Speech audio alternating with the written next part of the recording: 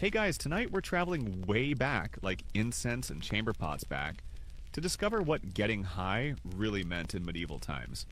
You're not strutting into a velvet-trimmed opium den or popping gummies behind a tavern. No. You're walking barefoot through alley smoke and candle haze, breathing deep in a world where relaxation came from herbs, not hashtags. So, before you get comfortable, take a moment to like the video and subscribe, but only if you genuinely enjoy what I do here. Also, drop your location and local time in the comments. I'd love knowing where you're tuning in from as we drift through the weird corners history together. Now, dim the lights, maybe turn on a fan for that soft background hum, and let's ease into tonight's journey together. You step into a dim medieval bathhouse, steam curling up from giant copper cauldrons, torchlight flickering across damp stone walls, and someone is definitely humming in Latin. It's cozy in a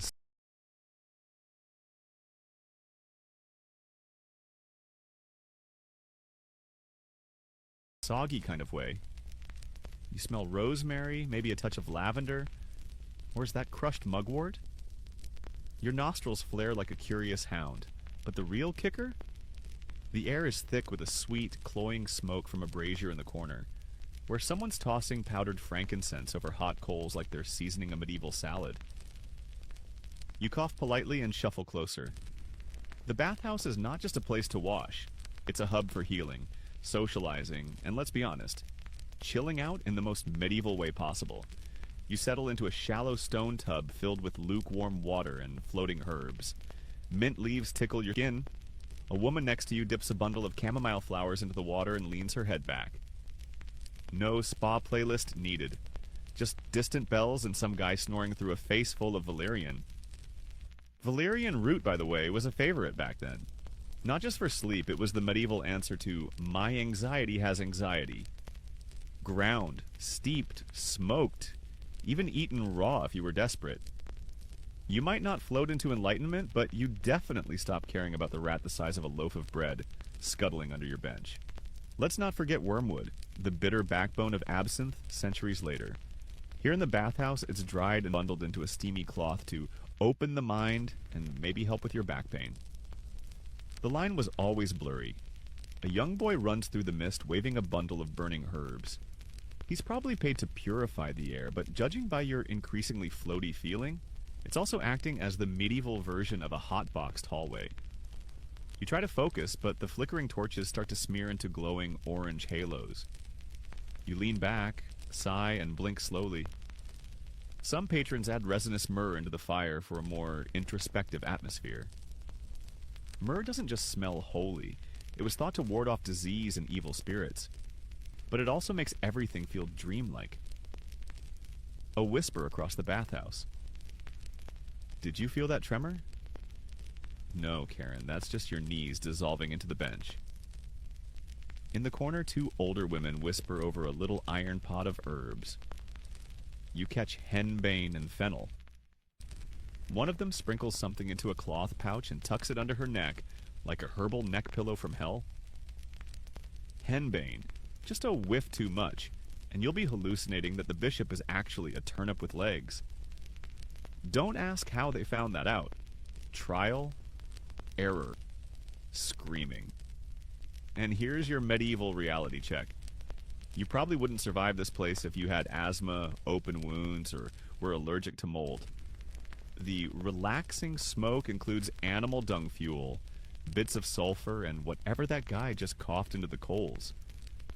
But hey, at least you're not in the stocks. Yet. You feel your muscles loosen as steam thickens. Someone offers you a bowl of herbal tea made from meadowsweet and ground ivy. You pretend you know what that is. It tastes vaguely like hay and dishwater, but it's oddly calming. A man shuffles past carrying a stoneware jug and muttering about unicorn root and wild lettuce. Unicorn root, spoiler, not from unicorns.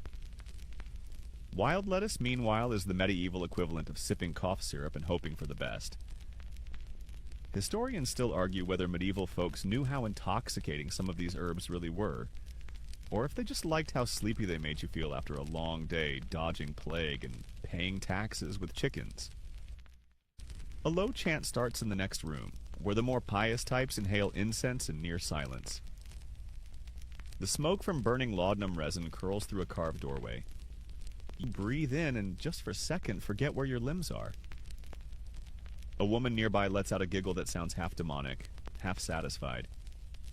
You start to wonder if everyone's experiencing the same bathhouse, or if you're all in your own herbal universes right now. Did we mention that medieval people genuinely believed certain fumes could carry you closer to God, or at least farther from lice? Elevating the spirit could mean prayer, sleep, or just drifting into a fragrant stupor under candlelight. The line between sacred and stoned, very, very fuzzy.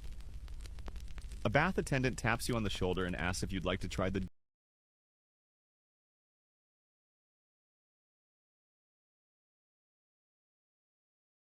dream pillow. You nod.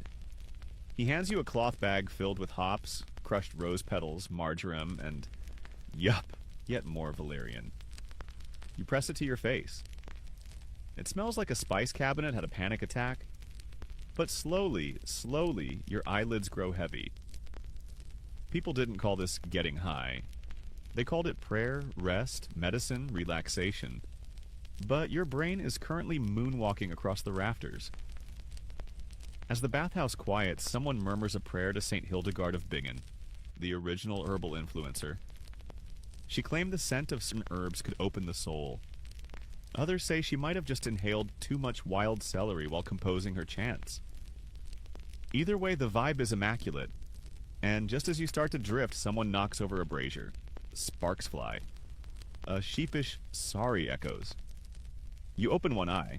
You're still here? Still soaking. Still a little floaty. But no worries. There's a lot more medieval tripping to come. You shuffle out of the bathhouse barefoot, your skin wrinkled, hair damp, and brain just a little slow, like bread dough that's almost ready to bake. The night air bites softly against your cheeks, and then someone offers you a drink. It's in a wooden cup, slightly sticky. The liquid inside is golden, bubbly, and smells like honey that got tired of being sweet. Mead. The medieval OG of getting tipsy. But this isn't your modern craft brew hipster mead. It's stronger, funkier, and possibly fermented in a goat's stomach for depth. You take a cautious sip. It's sweet, sure, but with a spicy, earthy kick. There's something else in there. You swirl it, watching bits of mushroom float and spin.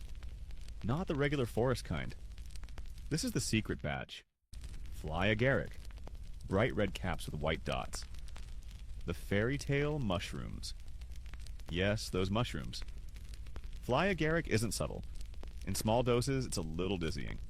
In larger doses, well, medieval shamans and berserkers claim to see through time, or at least through their own faces. Historians still argue whether people actually use these mushrooms for visions or just accidentally tripped while foraging. Either way, you're feeling a little swirly. You followed the cup's previous owner into a gathering near a fire pit. Peasants, merchants, even one or two barefoot friars with their robes hiked up. The air is warm with the scent of roasting meat, pine sap, and ale spilled into the dirt. A jug passes hand to hand.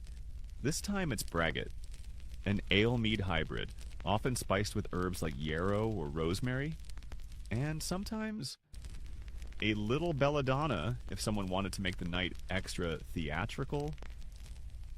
You sip again. Your lips tingle.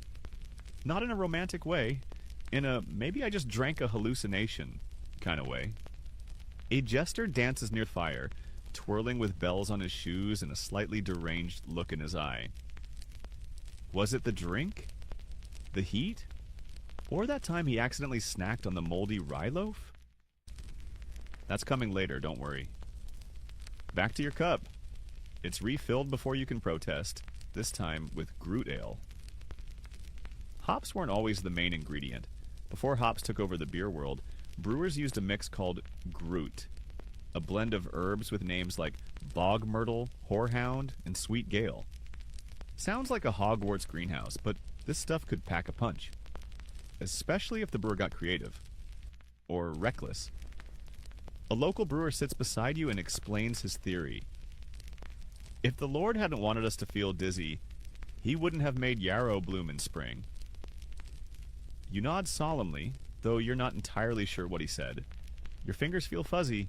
Your toes. Definitely somewhere else. Someone strums a lute. A goat sneezes. And the stars above you start to shimmer like they've been polished. You lie back in the grass, wondering if this is what nobility feels like. But let's talk about them for a second. The nobles. Turns out fancy folks didn't just rely on wine. No, they had their own special blends, often imported from southern Europe.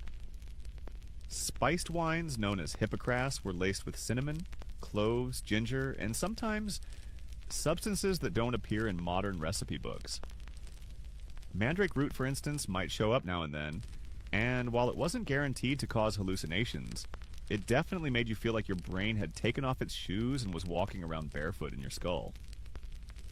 Some parties even featured wine infused with saffron, not for the taste, but because it made your skin glow and supposedly warded off evil. Side effect?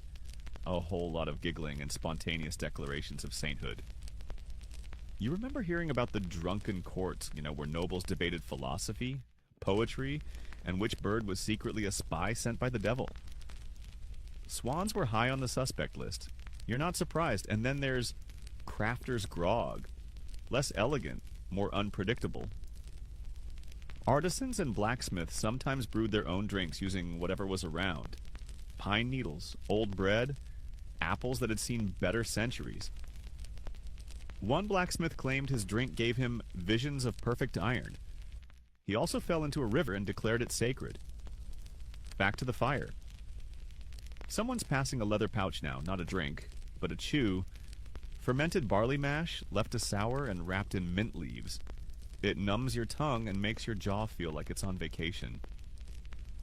A boy nearby starts singing a drinking rhyme about a baker who saw angels after sipping cloudy cherry beer.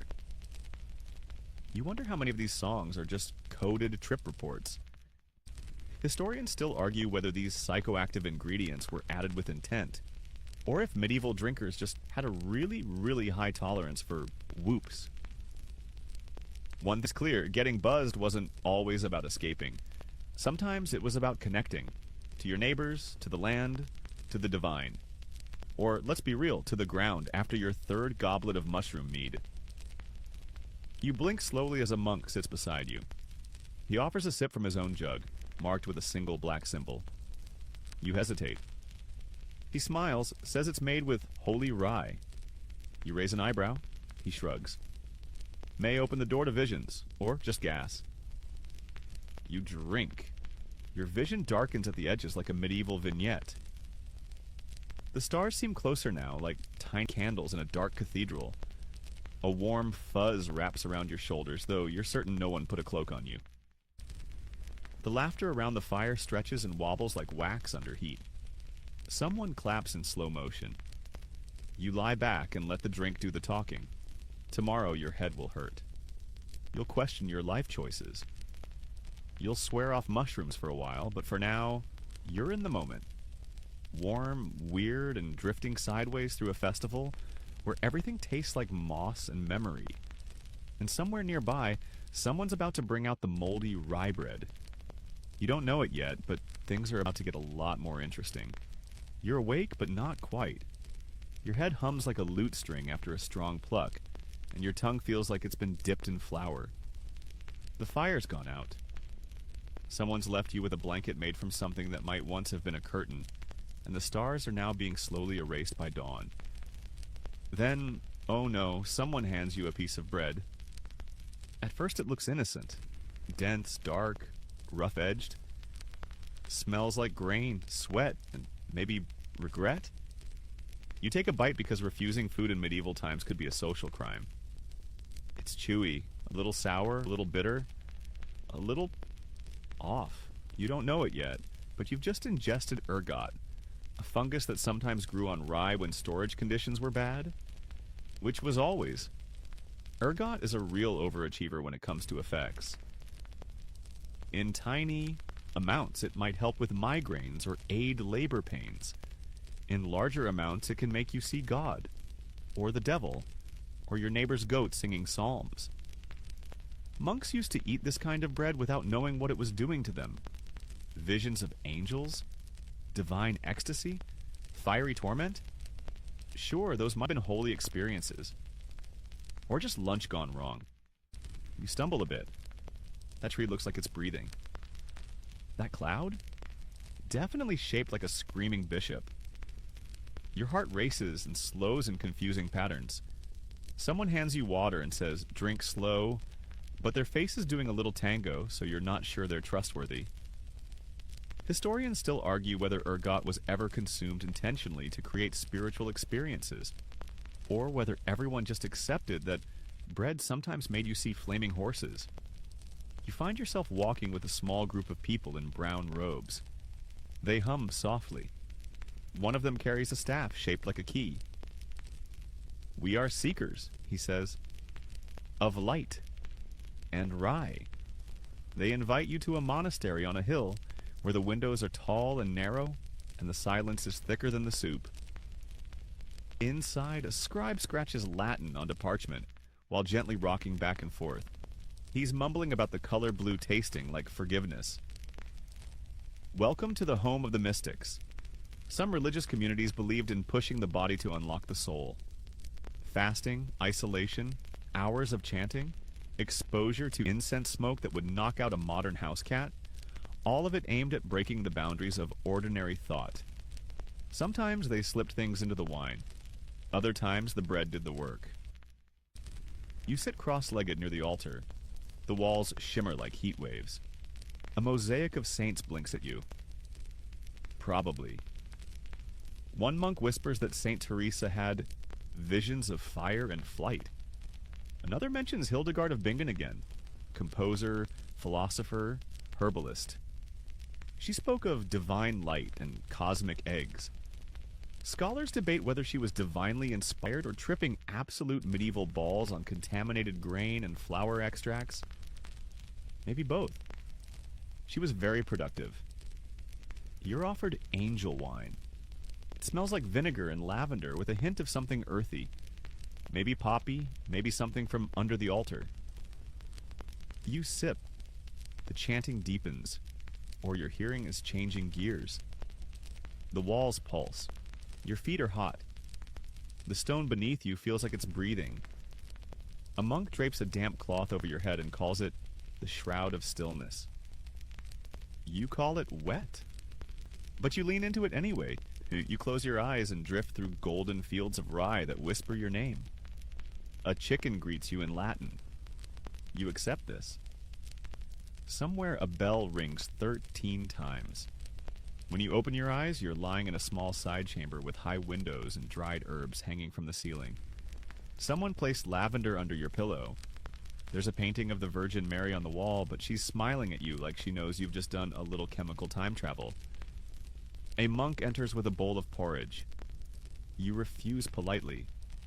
He chuckles and takes a bite himself, then immediately walks into the doorframe and blesses it. Welcome to a world where the line between divine revelation and food poisoning is blurry at best. You're not hallucinating. You're on a pilgrimage, a journey into the unknowable. Or maybe just into a poorly regulated bakery. Remember that jester from the fire?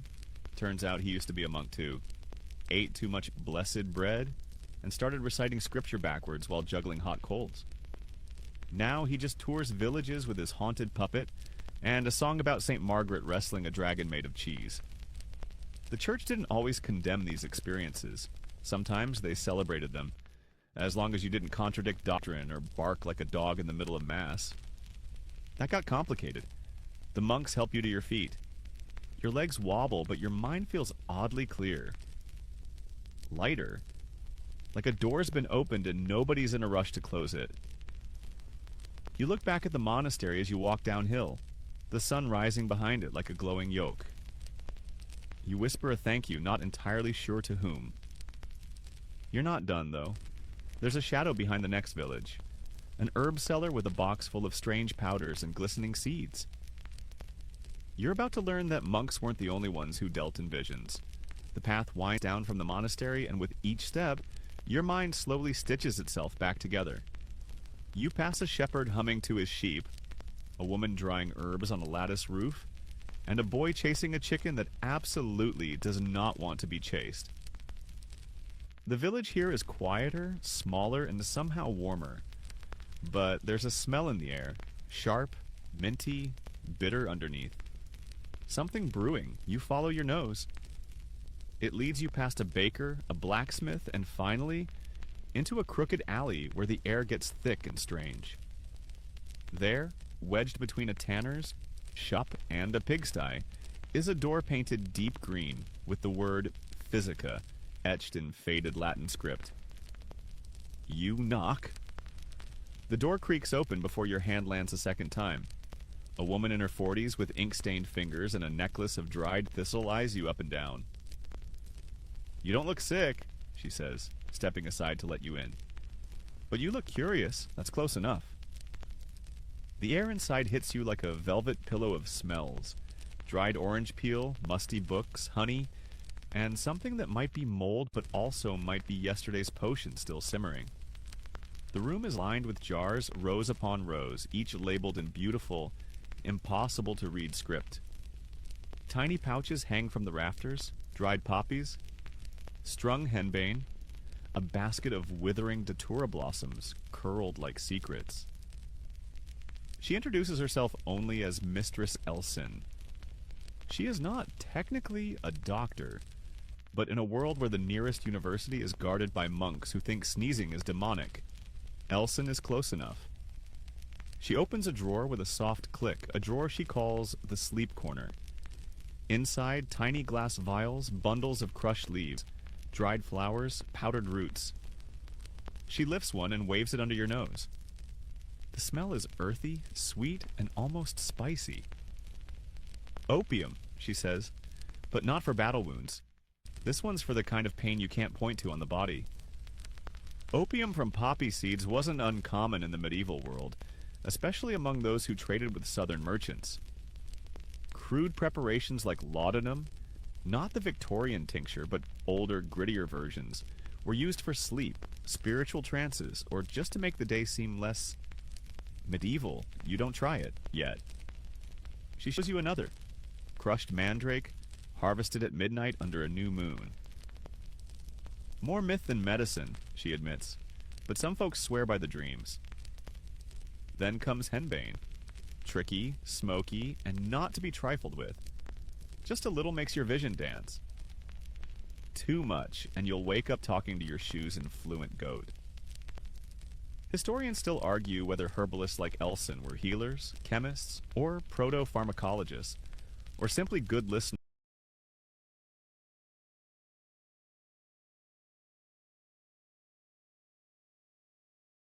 with a wild garden and no oversight. She hands you a cloth pouch tied with red thread. Inside, dried mugwort and clary sage. She tells you to put it under your pillow. It helps the soul wander, she says with no trace of irony, especially when the body can't. But you're more interested in the back shelf, the drawer with no label. She notices, smiles. That one's not for sleep, it's for slipping. Inside is a mix she calls Smoke of the Red Moon. Wormwood, yew bark, powdered toadstool, and something you swear looks like cinnamon. She adds a pinch to a tiny bronze censer, lights it, and fans the smoke gently toward you. It smells wrong. Metallic and sweet at once. Like burnt sugar stirred with a knife. But then, images. The shadow of a bird in your peripheral vision. A memory from childhood, your real childhood, drifting in from nowhere. You sit, uninvited, on her wooden stool. Elson says nothing. She just watches. Time is folding like dough. The room dims and brightens. Her voice comes through a fog. People don't come here for healing. They come to forget, or to feel, or to chase something they dreamed once and never found again. You nod, not because you understand, but because you feel like you should understand. She shows you her notebook. Not a Bible, not a grimoire, but something in between. Lists of herbs, notes on reactions, symbols drawn beside plant names. Some plants are circled in red. Datura, thornapple, aconite. She warns you. These are poison to fools and passageways to the careful. You ask her why she keeps such things if they're so dangerous. She looks at you, and for the first time her voice is quiet. Because pain doesn't care about laws and dreams.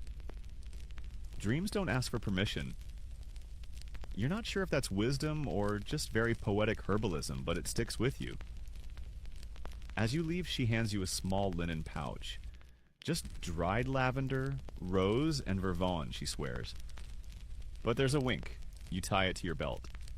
You walk out into sunlight blinking, your head lighter and your breath scented faintly of bitter root. It wasn't a tavern. It wasn't a monastery. It wasn't an accident. This was intentional. A peek behind the curtain of medieval mind expansion. A place where symptoms and spirits were treated with the same toolkit. And while you may not have touched the poppy or smoked the moon blend, something has changed. You look down at your hands. They still feel like yours. That's good. But they also feel more awake somehow. And just as you start wondering what else the Middle Ages have stashed behind ordinary doors, you hear something. A story about witches, flying, naked, covered in ointment, riding broomsticks through the night sky. You don't even blink. Of course you're going there next. You don't ask for directions. You just follow the gossip. Word spreads fast in medieval villages, especially when it involves nighttime flights, naked silhouettes against the moon, and ointments made from roots no one dares grow in daylight. You cross through a grove that smells like sage and secrets, and the trees seem to lean in a little closer than usual. It's nearly dusk when you reach the edge of a clearing. A circle of stones marks the ground like a forgotten chessboard. Nearby, a crooked hut leans against a gnarled tree as though it's had one too many potions. Smoke curls out of the chimney in slow spirals, lazy and deliberate. This is where the witches live, allegedly. You're not scared, just extra respectful of where you step. The woman who answers the door isn't wearing black. She's not green-skinned or cackling. She's barefoot, smeared with ash, and humming a tune you've never heard, but instantly trust. She introduces herself as Sybil. Not her name, she says. Her role. She invites you in. No broom in sight, but the floor is lined with herbs you can't name. Hanging from the rafters are bundles of thorny leaves, bone charms, and small cloth dolls with poppy seed eyes. Then she pulls out the jar. You don't even ask what's in it. You know, witch's flying ointment. It's a salve. Thick, oily, dark green. Smells like crushed pine, mushrooms, and maybe fear. She stirs it with a curved bone. This, she says, is what they claim lets us fly. Now, let's pause for a reality check. Historians still argue whether medieval witches actually believed they flew, or whether that was just what inquisitors wrote after a long day of creative questioning. But the ingredients in many surviving flying ointment recipes, let's just say they didn't produce ordinary dreams. Henbane, belladonna, mandrake, dodera, all of them packed with tropane alkaloids, the kind that mess with your nervous system and reality at the same time. Rub that into your skin, especially, well, sensitive areas, and you're not flying in the sky. You're launching out of your own brain. The ointment wasn't usually ingested, it was absorbed. Applied under the arms, behind the knees, and, according to the certain scandalous accounts, using broomsticks in places no one in polite company should mention. Which explains the stories. You ask Sybil how she makes hers. She just grins. Old recipe, she says. Passed down from women who saw too much and wanted to see more.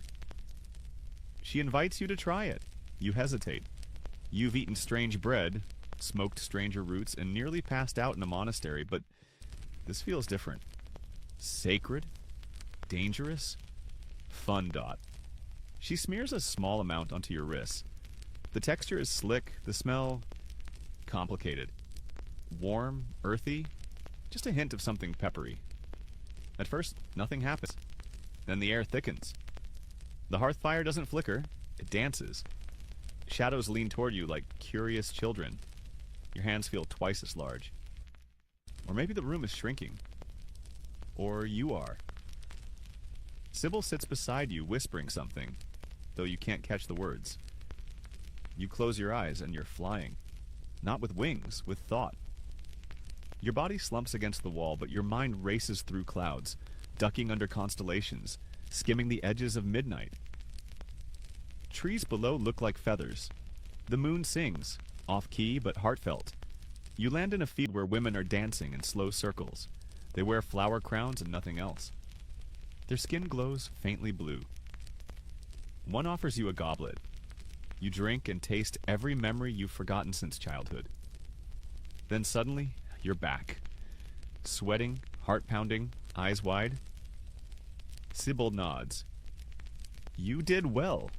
Some don't come back with their names. You don't speak. Not for a while. She hands you a damp cloth and a piece of apple.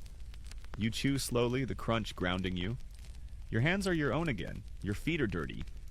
Your mind, though, not quite whole. Witchcraft in the medieval mind wasn't just hexes and love potions. It was a way to connect with power, especially for women with no other form of authority. And when the herbs kicked in, they felt that power. The church wasn't amused. Flying ointments were part of trial confessions, usually extracted through less than gentle methods. But the descriptions they gave? Consistent. Night rides, sabbats, animal transformations, sex with forest spirits. Historians still debate hallucinations under stress, shared folk rituals, mass psychological suggestion, or maybe just a really effective blend of psychoactive plants and desperate imagination. You don't ask Sibyl about devils or demons. She's too calm, too human. Instead, you ask if she's afraid. Not of flying, she says. Just of forgetting how. As you leave, she hands you a charm. A tiny pouch filled with clary sage, thyme, and a single crow feather. For dreams, she says. Not all journeys require ointment. You tuck it away, heart still fluttering from whatever just happened. Behind you, her door shut with a soft click, and the smoke curls upward again. No broomsticks, no bubbling cauldron, just one woman, some plants, and a whole other world humming just beneath the skin. And as you make your way back down the path, the moon catches you in the corner of its eye and winks. The stars are still out when you wander into the next village, but the mood has shifted. Less dream, more drumbeat. Less herbs and whispers, more sandals on stone, creaking leather armor, and the faintest scent of salt and sweat lingering from a distant shore. You've arrived just in time for a returning feast. Crusaders home from the Holy Land. Their stories come first, as they always do. Of battles in burning heat, of holy relics and lost comrades, of miracles and monsters. But beneath the usual war tales is something else. Something quieter. Smuggled between the lines of honor and piety, substances, powders, scents, curiosities they don't show to the bishop. You find yourself seated near one of them, older, sun-wrinkled, with scars down one arm and a necklace made from beads that don't look quite European. He pulls out a tiny wooden box and opens it slowly. Inside, nestled in linen, is a dark, sticky resin. Hashish.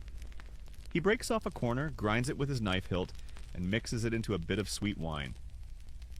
Offers it to you without a word. You pause. He shrugs.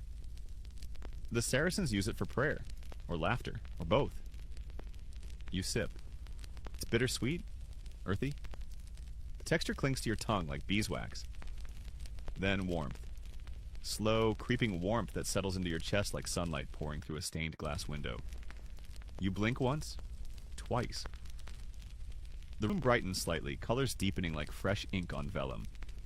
Laughter feels louder. Your limbs feel quieter. A dog you didn't notice before is now napping under your feet, possibly humming. Crusaders didn't just bring back trinkets and trauma, they brought stories, spices, strange habits.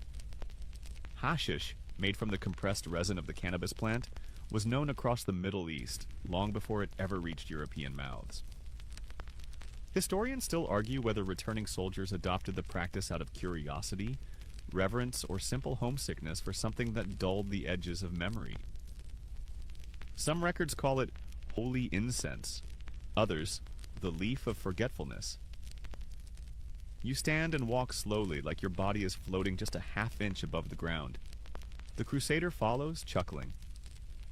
He points out others, one knight chewing on a green-stained leaf, a young squire grinding something into his pipe. You've stumbled into a whole subculture of semi-secret experimentation. Back then, there were no TikToks of my first hashish trip or Instagram reels from Jerusalem. Spice markets, knowledge passed quietly, mouth to ear, bag to hand. Sometimes the only written record is a badly translated recipe scribbled in the margins of a psalter. Some monks tried to document these new drugs, but cautiously. One Dominican friar wrote of a golden smoke that unbinds the spirit, while another warned against eastern devils that ride inside green oil. Interpret that as you will. You wander further into the camp. A merchant, maybe Genoese, maybe Venetian, shows you a pouch of crushed lotus petals. Used by dancers, he says, and dreamers. You breathe it in. The scent is soft, powdery, and vaguely metallic. No immediate effect, just a tingle behind the eyes. Later, you sit beside a group of pilgrims huddled around a small hookah-like contraption. The setup is crude, just a clay bowl, reeds, and wet cloth, but the scent pouring from it is unmistakably exotic. Spicy, sweet, with a whisper of charcoal.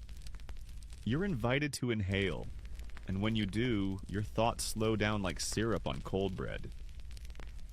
Time itself begins to lean sideways. The fire doesn't dance, it glides. Someone starts singing and you see the notes drift upward, glowing like fireflies. You hear someone say the word assassins in a hushed voice, not in fear, in awe. The Hashashin, that shadowy sect from Persia, often get lumped into the same smoky corner. According to legend and very unreliable sources, they used hashish in ritual preparation before carrying out deadly missions. Truth? Maybe not. But the name stuck, and so did the fascination. Did European elites pick up these habits?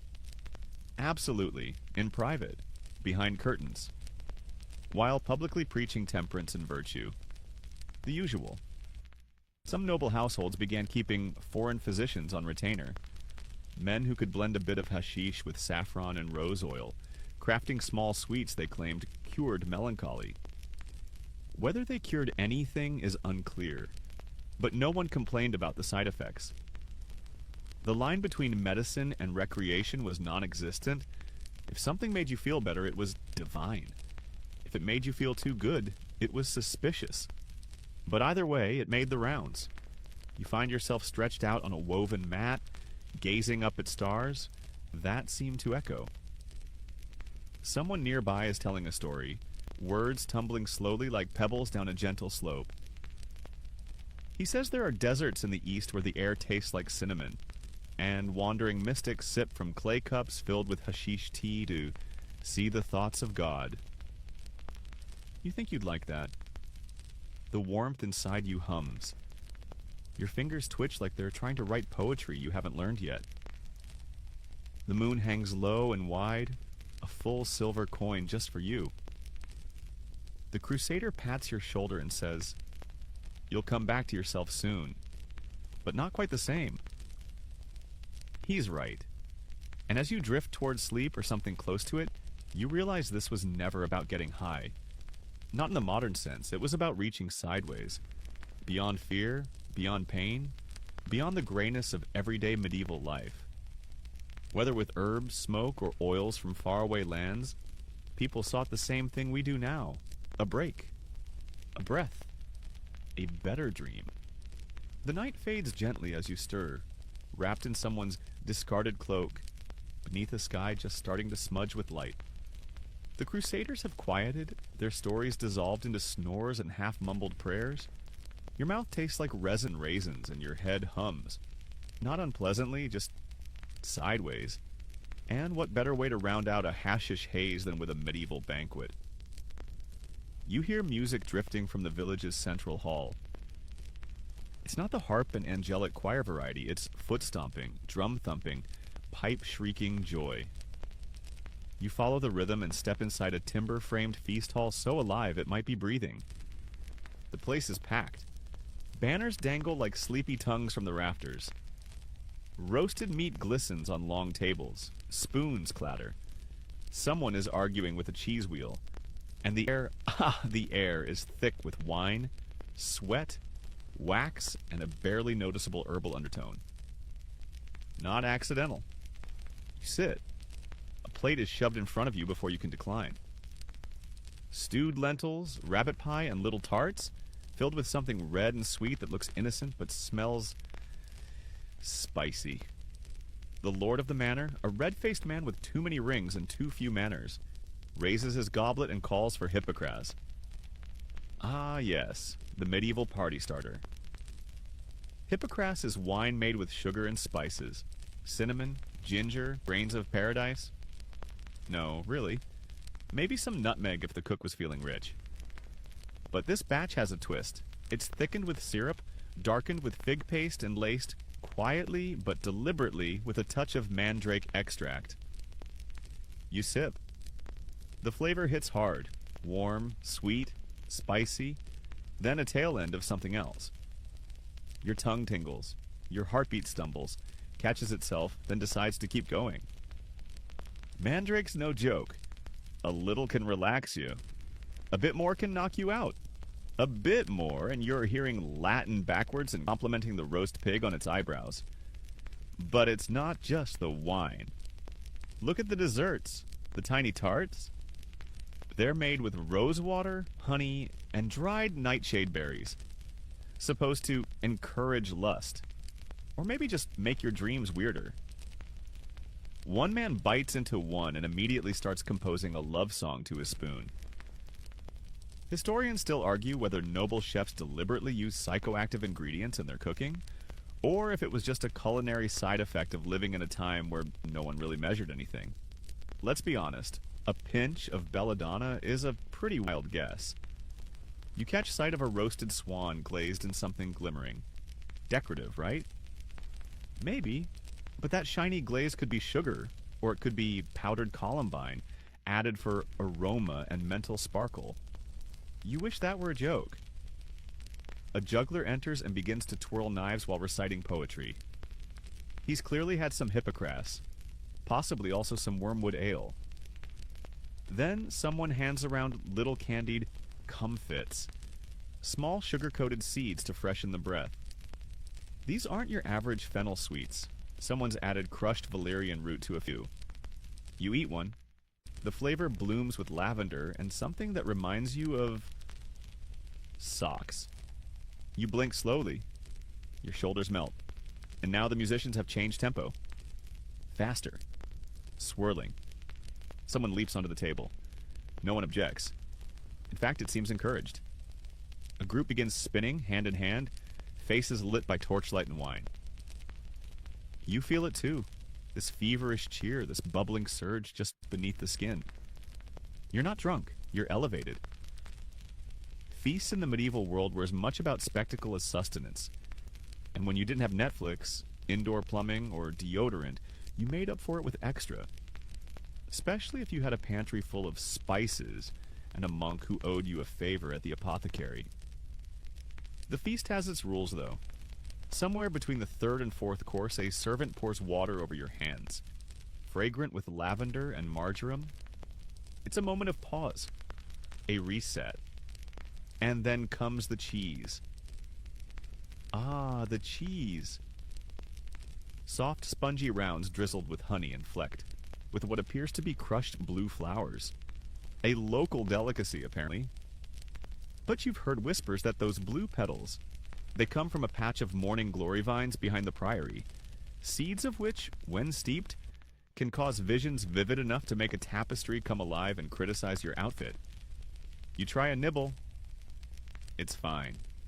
Then you blink, and the Lord's banners above seem to flutter in a pattern that says, "Breathe slower." The woman beside you chuckles. "It's not the cheese," she says. "It's the moment." Right. Still, you skip the second piece. Later, as the fire dims and the revelers drift toward carpets and cushions and poorly lit hallways, you find yourself alone on a balcony. The night air is sharp again, cutting through the haze. The moon's back, silent, enormous, watching. Did anyone else notice that the hippocras was spiced too strongly? That the candied seeds numbed the tongue? That the cheese sang? Or was that just you? These banquets, these strange feasts, they weren't just indulgent. They were curated. Moments of controlled chaos. Culinary theater seasoned with enough folklore, botany, and mild danger to turn every noble into an experimental psychonaut in a velvet robe. And as you lean on the cold stone rail, watching a knight kiss a tree goodnight, you realize the party was never about the food.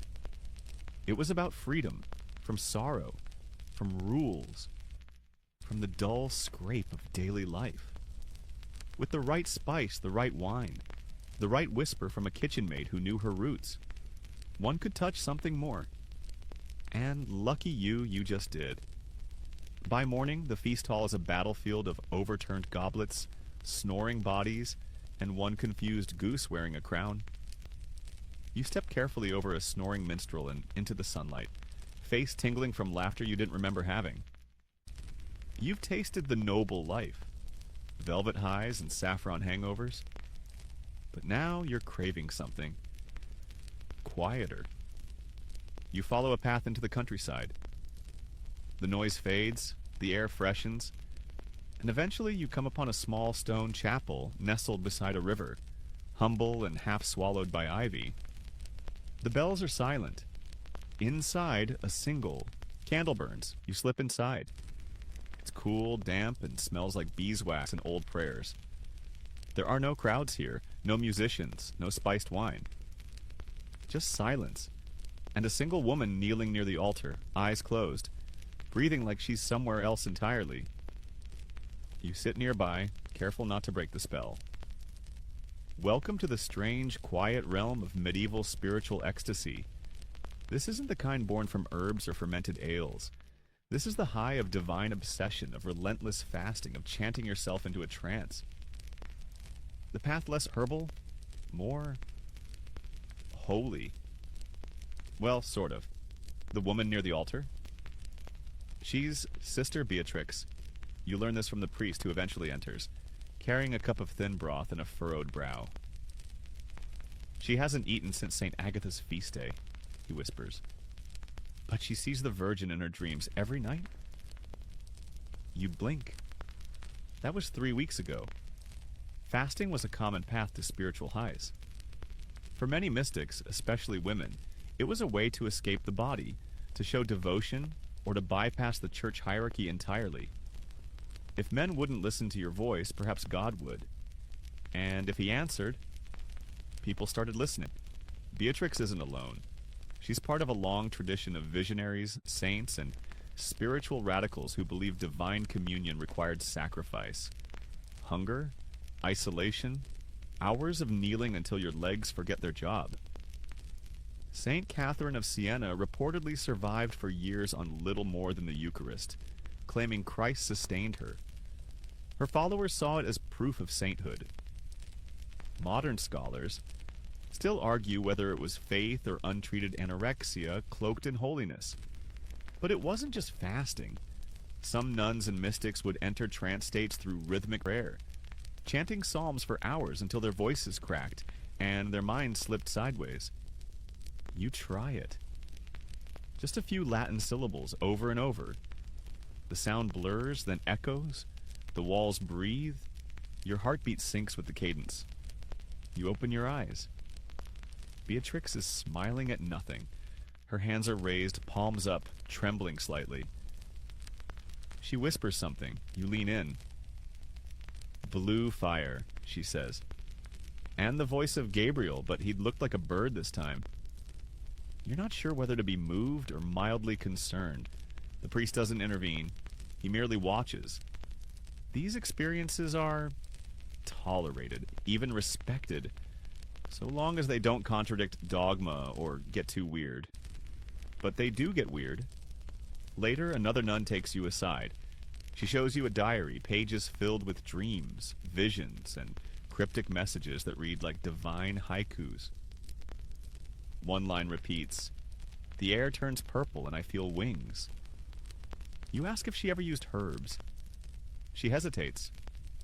"We use what grows," she says. But it is not the herbs. It is the longing. Still, you find dried lavender and vervain beneath her pillow. A dream blend. Back in the chapel, Beatrix is now weeping silently, not in pain, not exactly in joy either. Somewhere in between. A place where words crumble. You sit with her. The candle flickers in rhythm with her breath. You don't speak. Then something strange happens. You close your eyes. No incense, no potion, no wine. Just silence and stillness. And in that moment, you feel it. Not wings. Not Gabriel, but a lightness. A drifting. Like your thoughts are leaves floating gently downstream, bumping softly into things they didn't know they'd forgotten. Historians still debate whether medieval mystics were genuinely experiencing divine revelation, or if they were, knowingly or not, using natural deprivation and ritual to alter consciousness. Maybe they were prophets. Maybe just desperate humans, using the only tools they had to escape a world full of plague, poverty, and perpetual war. But regardless, what they felt was real. And sometimes, that's enough. You leave the chapel with a head full of hymns and a strange calm, buzzing just behind your ribs. A boy hands you a flower as you pass. He says it's from Beatrix. It's blue, delicate, and shaped like a star. You tuck it behind your ear. No one says anything. Not all medieval highs were loud. Some whispered through stained glass and soft prayers. And this one? This one is still ringing in your bones. You follow a cart path down from the chapel, feet still a little unsure. Half in the divine, half in the dirt. The countryside stretches ahead in sleepy greens and browns, stitched with hedges and the occasional wobbling chicken. You're heading somewhere different now. Somewhere rougher. Simpler. You're heading to where the real medieval highs lived. In the muddy lanes, smoky kitchens, and crowded cottages of the peasantry. No flying ointments here. No monastery trances. No golden hashish in the little carved boxes. But don't think for a second they didn't also have their methods. You find yourself in a thatched hamlet where everything smells faintly of turnips and damp wool. Children chase each other with sticks.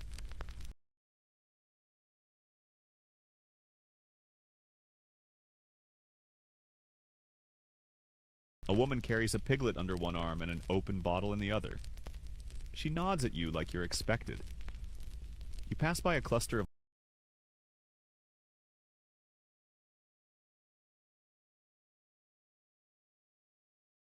laborers drinking something from a shared ceramic jug. One offers it to you. "Wake root broth," he says. "Keeps the bones moving." You take a sip. Bitter. Sharp. It kicks your sinuses like a mule. Someone laughs. "What's in it?" you ask, blinking away tears. Angelica, lovage, maybe some burnt onion for flavor, and fermented nettle.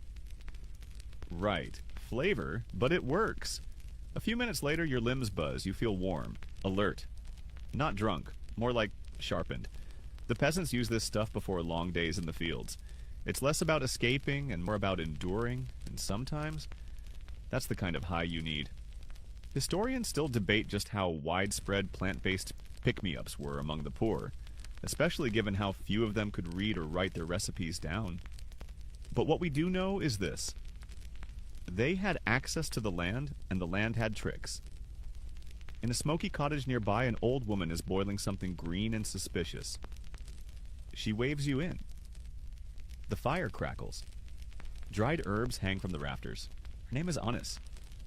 She doesn't ask questions. You point at the pot. Fermentin dock root, she says, with elderflower and a touch of frog spawn if it's Tuesday.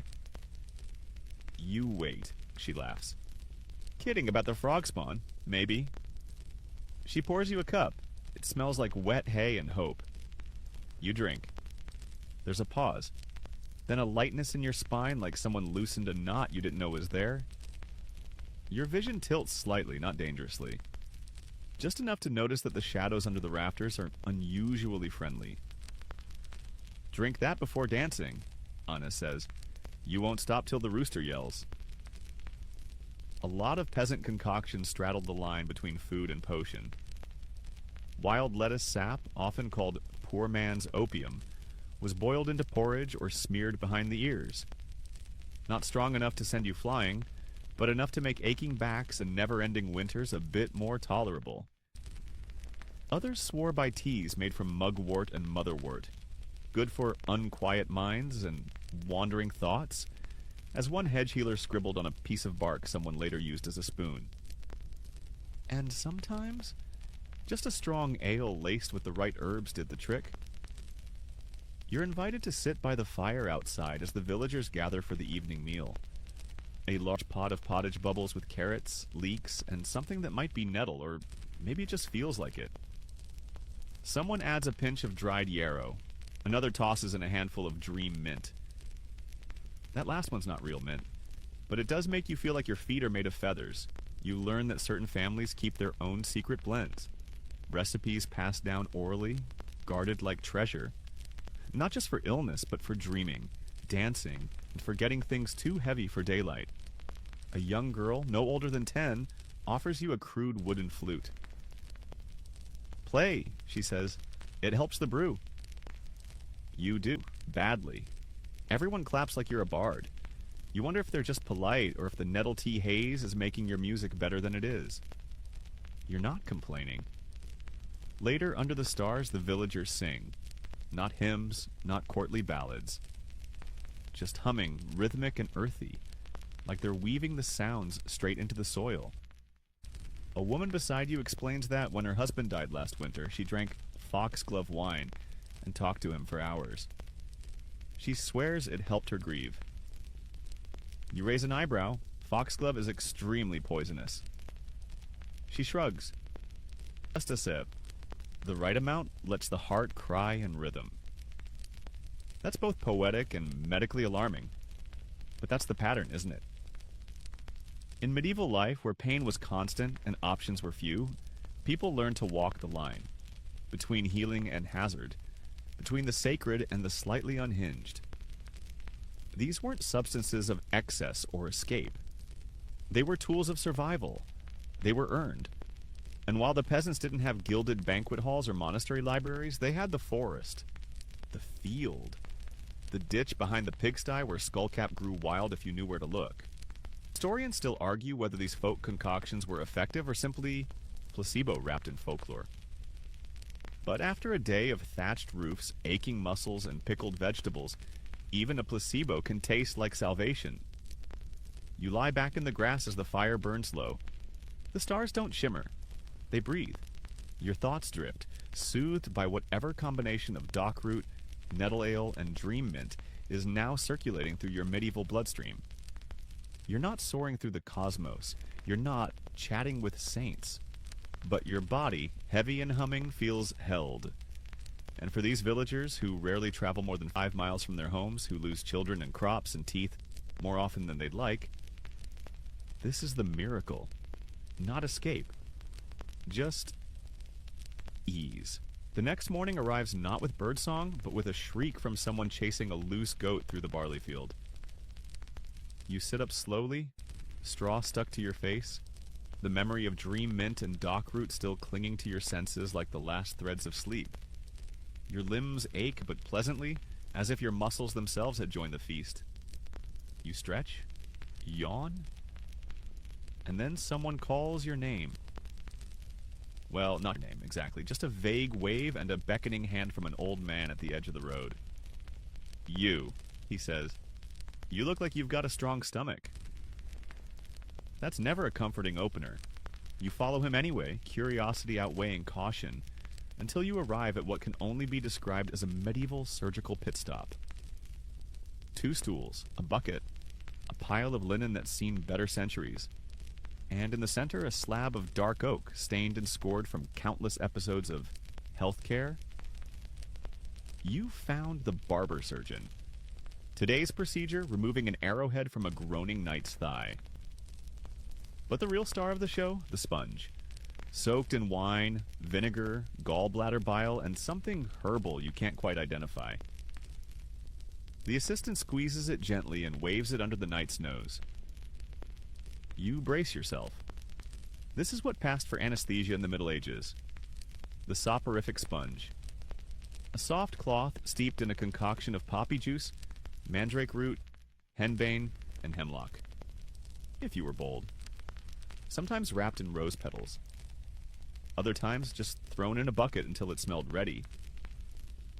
The sponge didn't always knock the patient out completely, but it dulled the edges, slowed the panic, made the next few minutes survivable.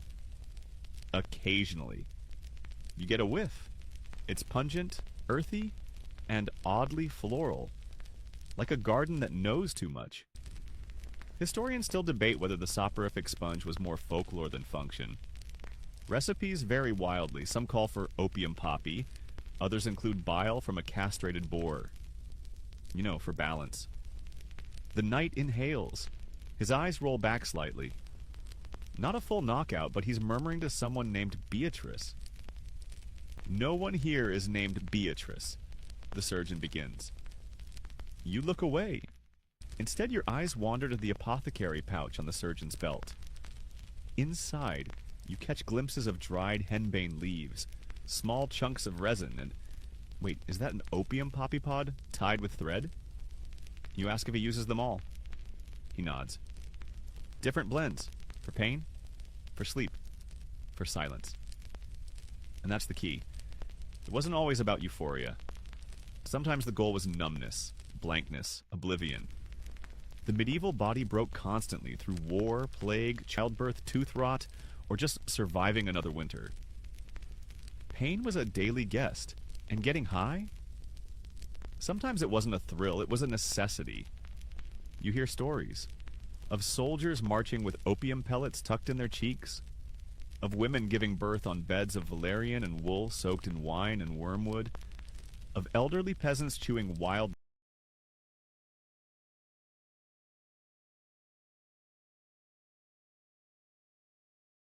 lettuce until their joints stopped screaming. You're offered a small cup. Not wine, not ale. Something stronger, murkier. A mix the assistant calls the numb kiss. You raise it, sniff, hesitate, then sip. It burns, not with heat, but with weight. Like your insides just took a slow, deep breath. Your fingertips pulse, your jaw slackens a little. The world doesn't blur, but it softens. Sounds become more round, less sharp. You smile without meaning to. You sit on the edge of the slab as the knight is bandaged up. He's snoring gently, dreaming of Beatrice, who may or may not be real. And the surgeon is already cleaning the tools with wine and scolding his assistant for stealing the good vinegar. You stay a while longer, sipping slowly, letting the numbness unfurl. Eventually, a midwife joins the camp, her apron streaked with blood and herbs. She carries her own pouch. Inside, mugwort, honey, a dried toad, and what she proudly calls soul balm. You ask what's in it. Poppy, rose, and a whisper from God, she says. You decide not to press further. She explains how she uses it during difficult births, not just for the mother, but for herself. You can't bring life into the world, she says, without forgetting the smell of death for a moment. That sentence sticks with you, because now, finally, you understand the broader truth. Medieval people didn't seek highs the way we think of them now. They didn't chase dopamine spikes or trendy experiences. They sought escape, yes, but also function, relief, silence, stillness. And sometimes they needed to step away from the screaming reality of their lives long enough to survive them. even if it meant nibbling on a root that might stop your heart. Even if it meant trusting a sponge soaked in mandrake juice and wishful thinking. Even if it meant forgetting Beatrice was never real. The knight stirs, opens one eye, grunts. Did it work? He slurs. The surgeon pats his shoulder. Still got your leg, mostly. He smiles like that's a blessing. You finish your cup, and you walk away with the taste of numbness still lingering deeper than your tongue. A taste not of oblivion, but of something like mercy. The path ahead winds toward shadow. Not ominous, just quieter.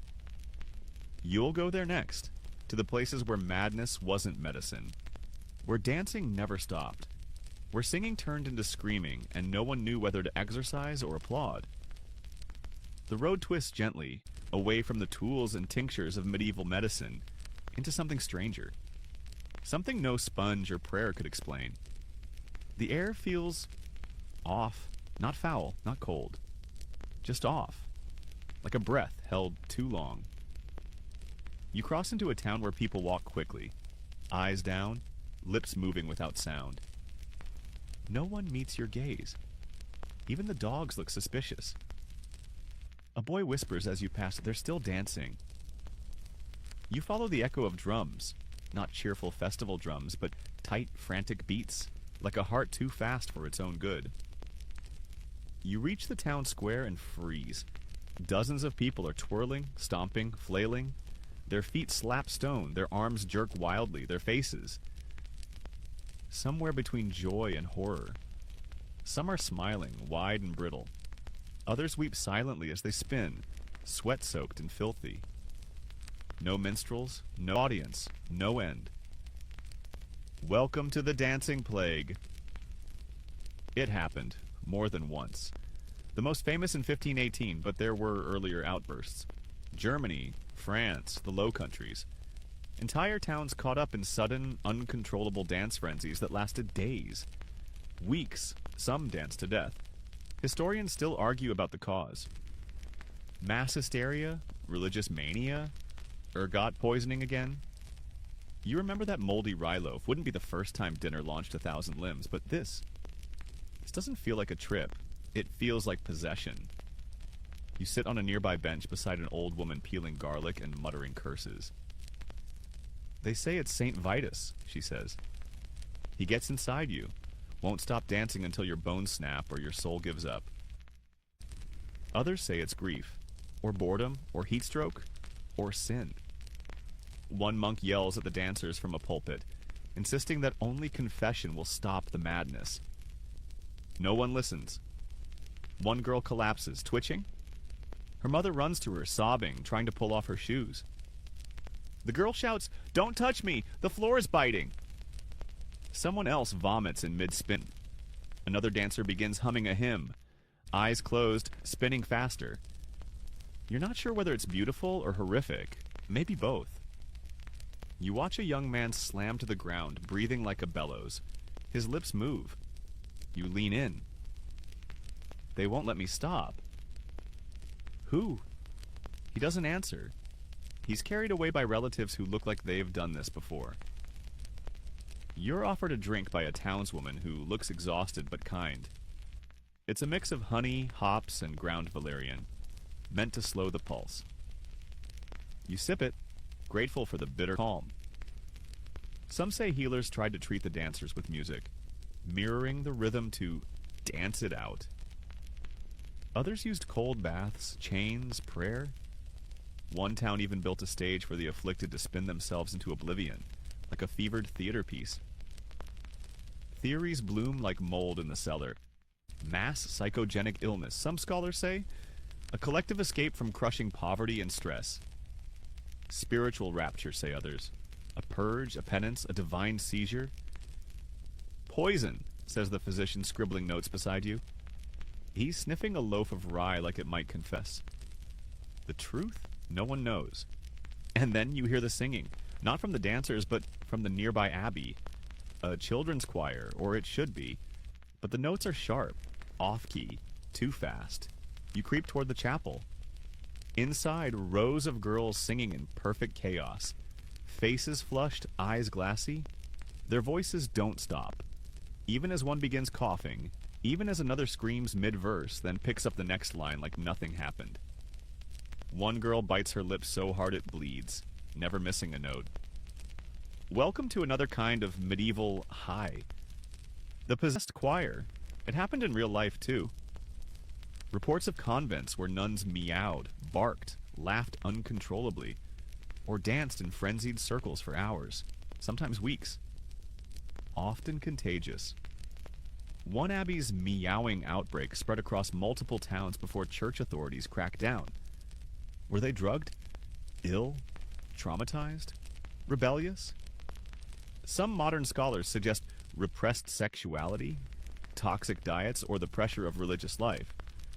Others whisper about mercury poisoning from sacred paints. Or fungus. Always the fungus.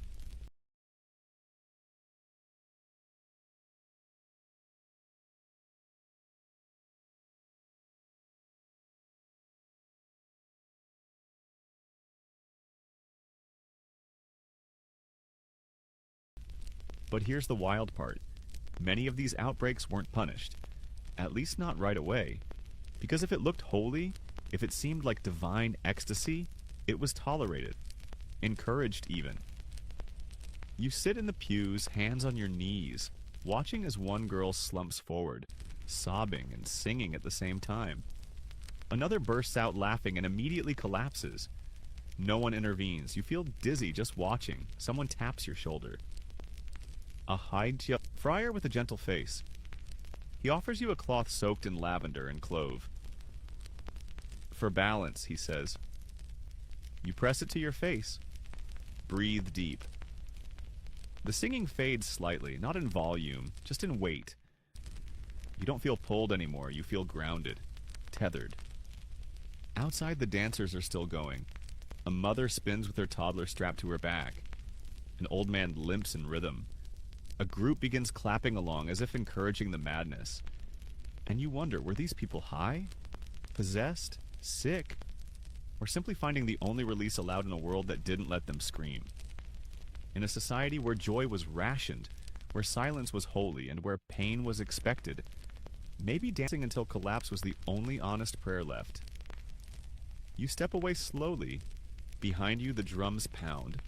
The hymns swell. And somewhere in between, something real, something high and holy and horrifying. You leave the dancing behind, not because you want to, but because your legs are starting to twitch in sympathy.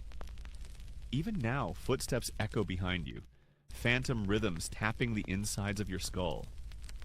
It's a sound that sticks, but the road ahead feels quieter, greener. And then you see it. Low stone walls, careful rows of herbs, and a cloaked figure hunched over a patch of leafy stalks. Welcome to the monastery garden. It's peaceful here. Bees hum, a cat naps in a basket, and the air smells like rosemary, sage, and something faintly spicy like regret stewed in sunlight. The monk tending the plants doesn't look up when you approach. He just says, "Don't touch the foxglove." You weren't going to, but now that he's said it, you really want to. Monastic gardens were the pharmacies of the medieval world. Organized, methodical, and surprisingly potent. Every plant here has a purpose. Healing wounds, easing labor, curing coughs, or, sending your soul on an unscheduled journey. You spot familiar names. Fennel, lavender, mint. Comforting, and then the others. Datra, belladonna, mandrake, henbane, nightshade, the forbidden flowers. All present, all accounted for. Each one tucked neatly into its own corner, with tiny wooden markers that might as well say, "Use with care or die screaming." You kneel beside a patch of blooming belladonna. Glossy leaves, purple-black berries like tiny glass marbles. So beautiful. So extremely not for snacking. Also known as deadly nightshade, belladonna contains alkaloids that disrupt the nervous system. It dilates pupils, slows the heart, blurs the line between dream and death. Still, it had its uses. Diluted and handled properly, it was used in eye drops to make noble women look more alluring. A flirtatious haze, a deadly gaze. Historians still argue whether these plants were truly cultivated for vision-seeking, or whether the spiritual experiences were just a side effect of messing with toxic herbs in a time before gloves were a thing. You wander deeper into the garden and find mandrake, a leafy rosette hiding a root shaped eerily like a human body. Legend says it screams when pulled from the ground. Some even say its scream can kill. That's probably not true. Probably. Still, monks had protocols. Some tied a dog to the root and let it do the pulling. Then they'd plug their ears and pray the poor mutt didn't run straight into the devil's mailbox. You spot a few henbane plants swaying gently. These leaves, when smoked or brewed into a tea, caused vivid hallucinations. Bright lights, false voices, time loops, feelings of floating, or doom. Or both. Sometimes both. The monk finally looks up. "You've been staring too long at the henbane," he says. You blink. He's right. Your pupils feel weirdly open. He leads you to a shaded bench and offers you a cup of something warm, infused with calamus root, chamomile, and a whisper of wild thyme. It brings you back down, gently. You ask him why they grow these dangerous plants. His answer is as soft as it is startling. Because some illnesses don't touch the body. He tells you about Brother Theophilus, who once refused to eat, sleep, or speak after a vision during Lent. No wound, no fever, just a mind somewhere else. They brewed him tea from crushed passion flower, poppy seeds, and a tiny shaving of datura root, just enough to guide his dreams back to his body. It worked. Probably he did eventually speak again, although now everything he says is in rhyming couplets and he keeps drawing eyes on every surface. The monk chuckles. Still better than silence. You learn that not all monks were so accepting. Some declared these plants witches' tools and burned entire gardens during inquisitorial purges. Others hid their most potent herbs in secret plots behind the cloisters, accessible only to those who knew which stone to push near the sundial. You're not kidding. He shows you the stone. Inside the hidden patch, twisted vines of thornapple, clumps of hellebore, and a tiny field of blue lotus, which was rare even then. The monks kept it for rituals requiring heightened awareness. You ask what that means. He just smiles. You'll know when it happens. You ask if he believes these plants open the mind or simply unhinge it. He plucks a vervain blossom, presses it into your hand, and says, "Depends what the mind was locked for." That sticks. As you leave, he gives you a sachet, dried lemon balm, mugwort, and a single crushed poppy petal. For dreams, he says, or nightmares. Either way, you'll feel something. Back at the garden's edge, you pass a beehive. The bees here are slow, drowsy. You look closer and realize they've been feeding from the datura blossoms. You ask if that's safe. He shrugs. They make mad honey. You blink. Mad honey? Yes, it's real. Bees that feed on certain toxic flowers produce honey that can cause hallucinations, euphoria, even paralysis. In small amounts, it was once used as medicine. In large amounts, let's just say the bees weren't the only ones that got dizzy. You ask if they eat it. He gives you a long look, then hands you a thimble's worth in a carved walnut shell. You taste it. Warm, metallic, a little bitter, like honey that's seen things. You walk away smiling, your mind clearer and cloudier at the same time, and you realize something. Not all highs require flames or feasts. Some come from sunlight, seeds, and secrets whispered by plants with very sharp teeth. The path curls out of the monastery garden and into thicker air. You feel it before you see it, an acrid tang, faint but rising. Smoke, but not hearth fire, a different kind. You follow it past quiet pastures and low hills until a crooked tower looms into view. A weathered sign swings lazily outside the door, engraved with a sun, a serpent, and a triangle. You've found the alchemist. The door creaks open before you knock. A young man with soot-smudged spectacles gestures you inside, barely glancing up from the scroll he's attempting to read while also stirring a bubbling flask. You step into a symphony of glass, retorts, alembics, crucibles. Jars of metallic dust and dried herbs. Shelves labeled in languages half translated and entirely misunderstood. Everything smells like possibility. If possibility also smelled like burning copper and feet. He waves you toward a stool.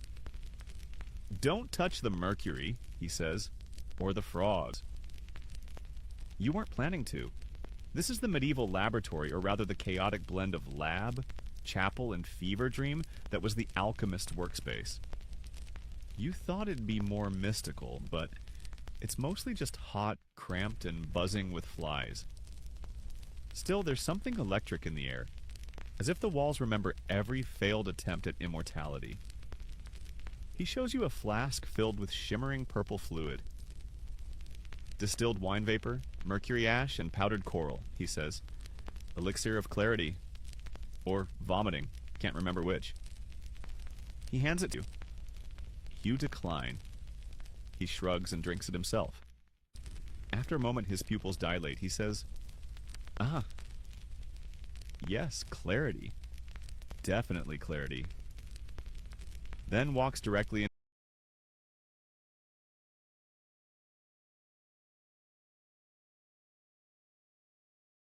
into a shelf of codices. You're not reassured. Alchemists in the Middle Ages weren't just chasing gold. They sought transformation. Of matter, of spirit, of self. They believed in as above, so below. The idea that unlocking the secrets of the physical world could elevate the soul. So they inhaled things. A lot of things. Sulfur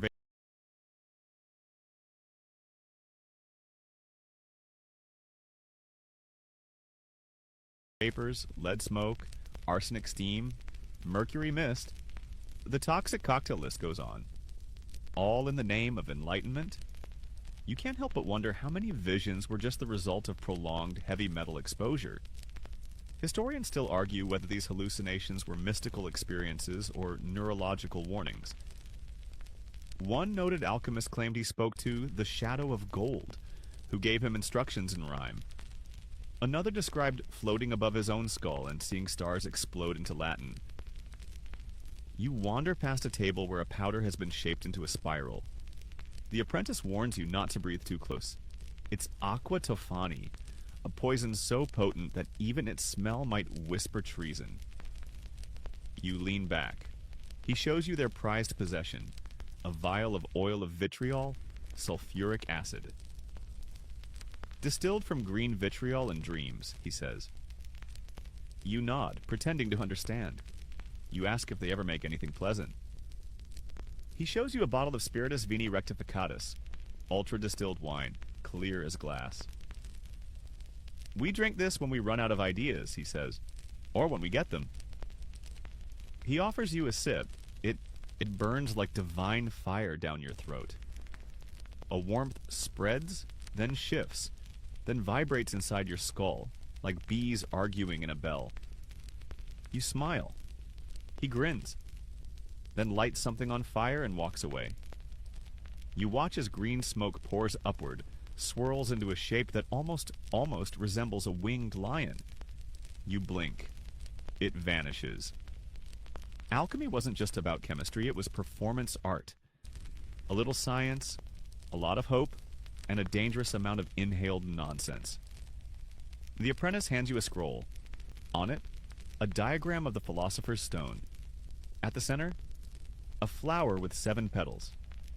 Around it, symbols of Mercury, Saturn, Mars, and the Moon.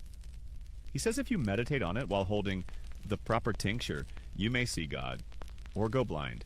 You're offered the tincture. It's mostly wine, he assures you, with extras. You ask what kind, he thinks. Antimony, wormwood, gold filings, my uncle's ashes, probably. You don't drink it, but you take the scroll. It feels heavier than paper should. In the corner of the lab, a small vial glows faintly in the dark. You ask about it. The apprentice says it was distilled under a lunar eclipse, using saltpeter, violet root, and tears from a widow. He says it allows lucid dreams. You consider stealing it. You don't. You leave instead, head spinning from fumes and possibilities. Outside, the wind feels clean for the first time in hours. You breathe deeply. It tastes like relief. The alchemist's tower disappears behind you, still smoking, still buzzing. You're not sure what you've learned, but you feel different, like your molecules were rearranged and politely reassembled. And maybe that's the point. The highs of alchemy weren't always about escape. Sometimes they were about becoming, burning away the heavy metals of thought and rising, if only briefly, into something light. You glance back once.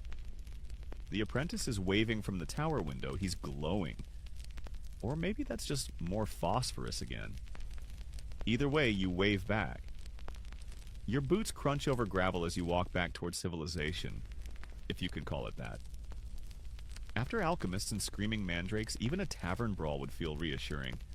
But as you crest the hill and see the spires of a walled city rising in the distance, something nags at you.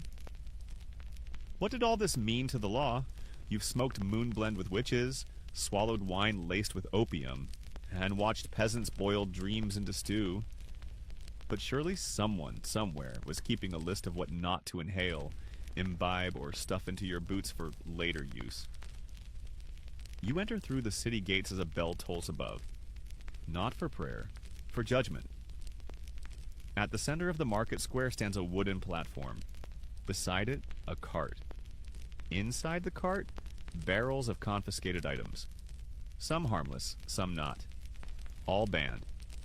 A clerk shouts the charges. Possession of a forbidden poultice. Sale of spiced mead with hallucinogenic mushroom. Distribution of herbs deemed inappropriate for piety and posture. The crowd murmurs. You step closer. On display, mandrake roots, jars labeled devil's tincture, a pouch of dried henbane, and a sack of eastern resin that smells suspiciously like hashish. The accused is a middle-aged merchant, eyes wild, hands trembling. He insists. It's for healing. For clarity. For the stomach. A robed official scoffs. Then why did your customer try to baptize a chicken in his own bathwater? Fair. In the Middle Ages, laws around mind-altering substances were inconsistent at best, laughable at worst. Many ingredients used in these concoctions were also found in medicinal texts, approved by monks, used by midwives, sold in apothecaries, but add the wrong symbol to the label, mention visions instead of relief, and suddenly you're a heretic. Historians still debate whether these laws were really about health or just about control. After all, who gets to decide what counts as dangerous? The healer in the village? The monk in the garden? The judge who's never tried a spoon of soul balm in his life? It wasn't just church edicts. In some cities, guilds regulated who could sell what. Apothecaries were licensed, herbs were taxed, and selling a root that made your neighbor see angels could land you in a very unpleasant dungeon, or worse. But here's the weird twist. Some highs were quietly allowed. You wander into the upper quarter, past polished doors and silken sleeves. Behind one of those doors, soft music plays. You're ushered into a salon by a young noblewoman with pupils the size of moonstones. She offers you a goblet. Hippocras, she says, with a touch of mandrake and a very small pinch of powdered toadstool. You raise an eyebrow. She grins. No laws up here. The aristocracy could indulge with little fear of punishment. They had private physicians, imported spices, and servants to blame if anything went wrong. If a peasant danced in the street, it was demonic possession. If a duke did it at his garden party, it was a poetic expression of melancholic spirit. You sip. It's sweet. Dark. Slightly crunchy. You don't ask. The room shifts. The rugs breathe. A fresco on the ceiling winks at you. You're starting to notice a pattern. The higher you are in society, the more you can experiment without consequences. A monk in his cell can burn frankincense until he talks to Saint Jerome and be called holy. A farmer who chews too much wild lettuce and forgets his name? Banished. A baroness can get nightly dream massages soaked in poppy oil, while a beggar with the same bottle gets accused of witchcraft. You lie back on a velvet divan as the noble guests around you laugh, sip, and mutter strange poetry into their sleeves. One man is sketching the same spiral over and over. Another woman is writing down every word you say, even though you've said exactly 4. Later, as the haze fades, you find yourself outside, under the torchlight of a city guard patrol. You tense, but they don't arrest you. They nod. One even slips something into your hand, a crumb of honeyed seed cake wrapped in wax paper. You ask what it is. Old family recipe, he says, for sleep or forgetting. You wander off, dazed but unbothered. That's the other thing. The laws were leaky. What was banned in one town was blessed in the next. A substance considered heretical in Burgundy was sold over the counter in Venice.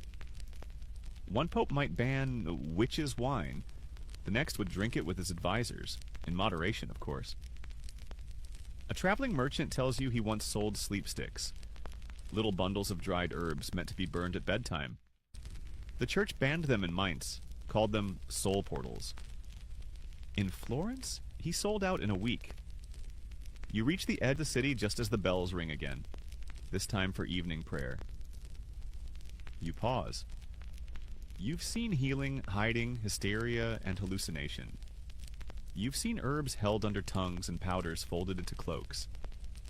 You've seen joy, silence, horror, laughter, and something that might have been enlightenment or indigestion. And through it all, a single thread. Everyone's looking for a way out. Or a way in. Whether it was a nun fasting into visions, or a peasant sipping nettle tea to quiet his aching knees, or a nobleman writing poetry to his candle while high on beetle dust wine. The impulse was the same. To lift. To drift. To change shape for a little while. Even if it meant breaking a law that only existed on paper. You turn back to look at the city. There's smoke in the chimneys, laughter in the alleys, and somewhere, someone is heating up a spoonful of something they really shouldn't be messing with. You wish them well, and you keep walking. You walk into dusk, the city lights fading behind you, the ground crunching softly underfoot. There's a breeze now, cooler, quieter. You've tasted 1,000 highs, felt the sting of smoke, the warmth of wine, the hush of poppy dreams. But none of it prepared you for what lies ahead. Because sometimes the most surreal moment isn't caused by a herb, a sponge, or a cursed cheese wheel. Sometimes it's just the air itself, thick with sickness, silence, and fear. You arrive at the edge of a village that doesn't sound like a village anymore. No singing, no market chatter, no clanging pots.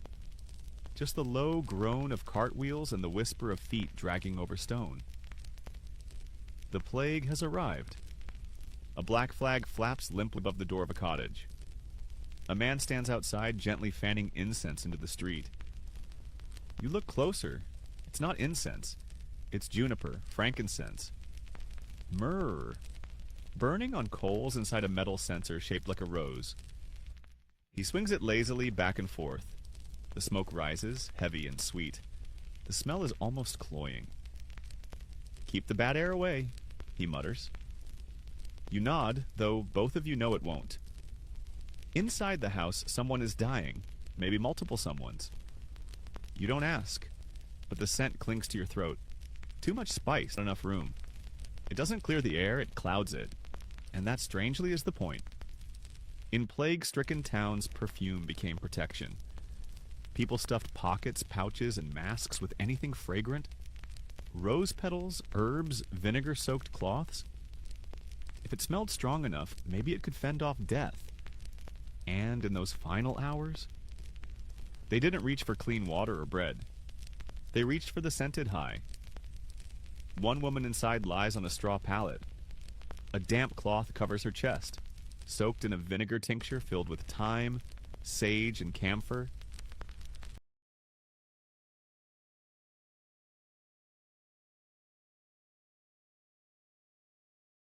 Her eyes flutter. She isn't conscious, not really, but her body breathes a little easier with the scent curling up her nose. Beside her, a young man holds a clay bowl to her lips. Inside, wine laced with opium, saffron, and clove. Not to cure her, to ease the fear, to make the dying feel less sharp. Historians still argue whether this was mercy, madness, or superstition. But in the absence of hope, sometimes comfort is the cure. You sit with them for a while, the scent wrapping around you. You think you hear whispering, but it's just the fire crackling in its corner. Or maybe not. In another room, someone has burned angelica root, believed to be a divine protector against the plague. The smell is sharp and woody. You breathe it in. Your head lightens. One girl kneels by the hearth, crushing petals into a waxy lump. "For my dreams," she says, pressing it to her nose and inhaling. You ask why. "So I don't wake up if it happens." You don't know what to say. You walk the street. The smoke is everywhere, curling from windows, smoldering from torches, wafting from handkerchiefs. It's like the entire village is trying to disappear behind a wall of perfume. You reach a makeshift hospital. Inside, two friars move between cots, dabbing vinegar-soaked sponges onto foreheads, whispering prayers, anointing chests with laudanum oil. You recognize the smell. Opium and saffron again, but stronger. They're not easing pain. They're sending people off. You ask one friar what it feels like. He says, warm.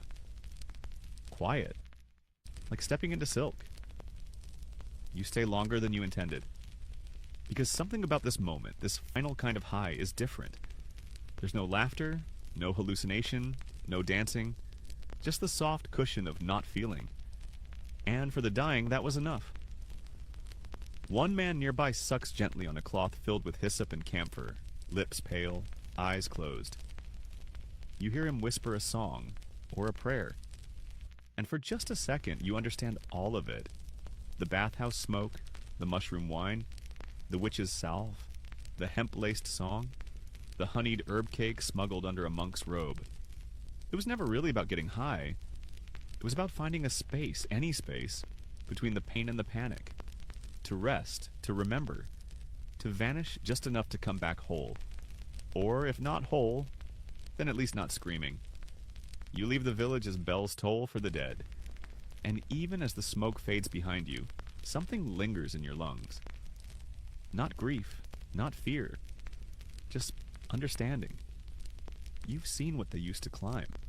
And now, it's time to descend. You're back on the road now, where the only sound is your footsteps and the occasional sigh of wind through the trees. The sky is soft, pale, blurring gently between the last edges of twilight and the first promise of night. And as you walk, the world begins to slow. You feel it in your shoulders first, a release, a gentle sag, like the weight you've been carrying through 1,000 strange scenes has finally asked to be put down. Your breath finds its rhythm. In, outside, in, outside.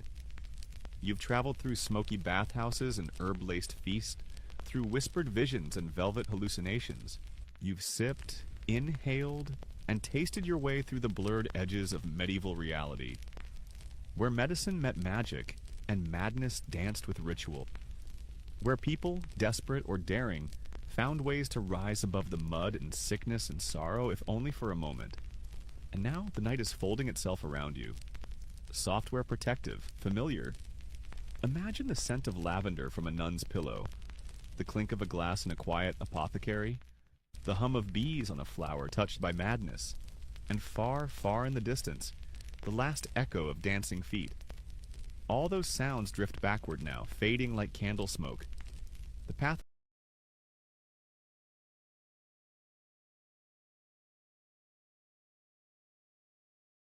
ahead is quieter, your steps are slower, and the world, after all its strange highs and terrifying lows, feels still.